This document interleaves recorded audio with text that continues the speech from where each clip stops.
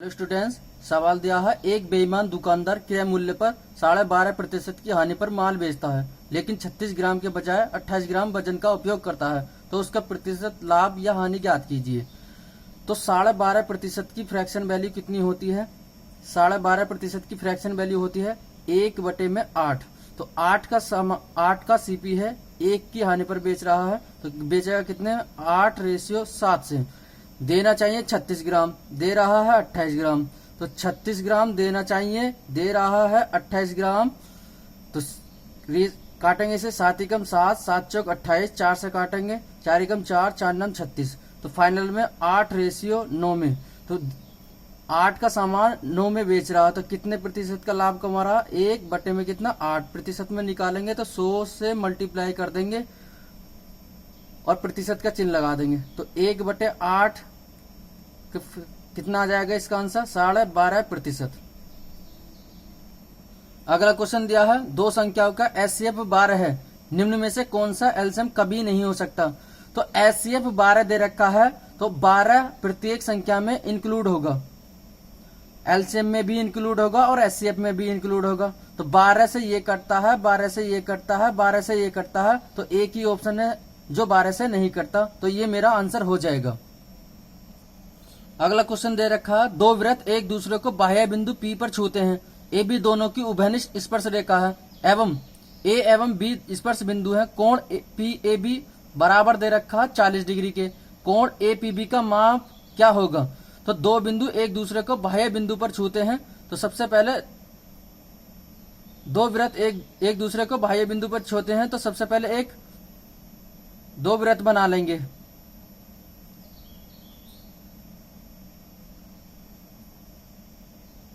तो ये यहाँ पर P पर छूते हैं, और इसमें कहा गया है ए बी दोनों की उभयनिष्ठ स्पर्श रेखा है, तो ए बी दोनों वृत्तों की उभयनिष्ठ स्पर्श रेखा है, तो ये उभयनिष्ठ स्पर्श रेखा हो जाएगी।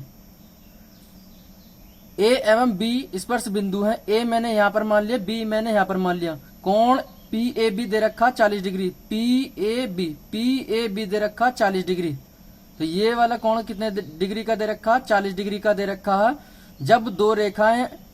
जब दो वृत्त आपस में बाह्य बिंदु पर प्रतिच्छेद करें और उनसे एक स्पर्श रेखा खींची जाए, तो ये वाला एंगल जो बनता है ये हमेशा 90 डिग्री का बनता है। कितने डिग्री का बनता है? 90 डिग्री का। तो त्रिभुज ए बी पी में देखेंगे, कोण ए बी पी का माप पूछा है, तो ये 40 डिग्री का है, ये 90 डिग्री का है। त्रिभुज के तीनों अंत कोणों का योग 180 डिग्री होता है, तो 90 और 40 कितने हो गए? 90 और 40 कितने हो गए? 130। तो सम 180 होना चाहिए, तो ये वाला कोण कितने डिग्री का होगा? 50 डिग्री का। ये वाला कोण कितने डिग्री का होगा? 50 डिग्री का। और ए बी पी का मान ही पूछा था, तो सी ऑप्शन मेरा करेक्ट हो जाएगा।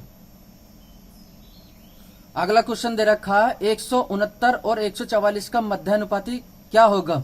तो मीन प्रोपोर्शन पूछा गया है इसमें, तो मीन प्रोपोर्शन कैसे निकालेंगे? अंडर रूट 169 मल्टीप्लाई में 144। 169 किसका वर्गमूल होता है? 13 का। 144 किसका? 144 का वर्गमूल निकालेंगे तो कितना आ जाएगा?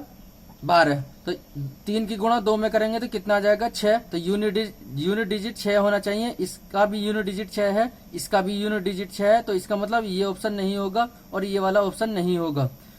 आंसर 13 का मल्टीपल होगा। 13 दूनी 13 एकम 13, 13 दूनी 26, तो आंसर ये वाला होगा, क्योंकि ये 13 से कटता है। तो 13 दूनी 26, 26 का 6 हासिल लगा, 2, 13 एकम 13, 13 और 2 कितने हो जाएंगे? 15 हो जाएंगे, तो 156 ही इसका करेक्ट आंसर हो जाएगा। अगला क्वेश्चन दे रखा है, एक आयत की लंबाई चौड़ाई में क्रमशः 8% और 5% की वृद्धि की जाती है, आयत के क्षेत्रफल में कितने प्रतिशत की वृद्धि होगी? मान ज्ञात करना है। तो हम इसे करेंगे सक्सेसिव मेथड से। तो 8% प्लस 5% प्लस 8 गुणा में कितना? 5 बटे में कितना? 100। तो 8 और 5 कितना होगा? 13 प्लस, तो आंसर जो भी होगा 13 से थोड़ा सा ही बड़ा होगा, तो ये ऑप्शन नहीं हो सकता, ये ऑप्शन नहीं हो सकता, क्योंकि ये 13 से छोटा है। तो ये वाला ऑप्शन हो सकता है, ये वाला ऑप्शन हो सकता है।